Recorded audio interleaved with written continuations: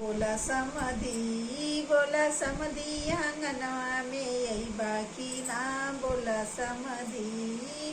समधी आंगनवा में यही बाकी ना। बोला समधी तोहार खेतवा निकल गए चक बंदी में। तोहार पेटवा निकल गए नसबंदी में। बोला समधी आंगनवा में यही बाकी ना। बोला समधी आंगनवा में यही बाकी ना। बोला समधी बोला भसुरू आंगनवा में यही बाकी ना। बोला भसुरू आंगनवा में यही बाकी ना। बोला भसुरू तोहर खेतवा निकल गल चकबंदी में। तोहर पेटवा निकल गल नसबंदी में। तोहर खेतवा निकल गल चकबंदी में। तोहर पेटवा निकल गल नसबंदी में। बोला भसुरू आंगनवा में यही बाकी ना। बोला देवरू आंगनवा में यही बाकी ना। बोला देवरू आंगनवा में यही बाकी ना। बोला देवरू तोहर खेतवा निकल गल चकबंदी में। तोहर पेटवा निकल गल नसबंदी में। तोहर खेतवा निकल गल चकबंदी में। तोहर पेटवा निकल गल नसबंदी में। बोला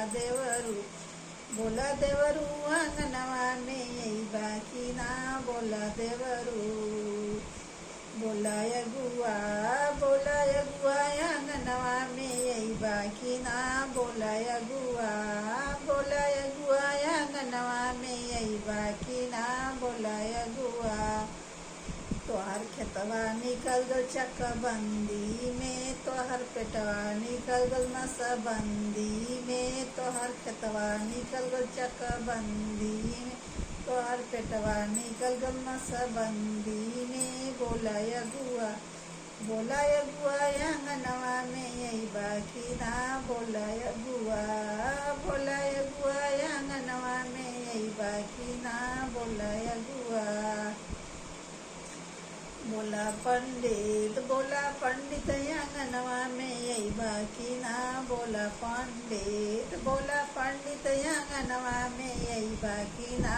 बोला पंडित तोहार खेतवा निकल गल चकबंदी में। तोहार पेटवा निकल गल नसबंदी में। बोला यगुआ बोला पंडित आंगनवा में यही बाकी ना।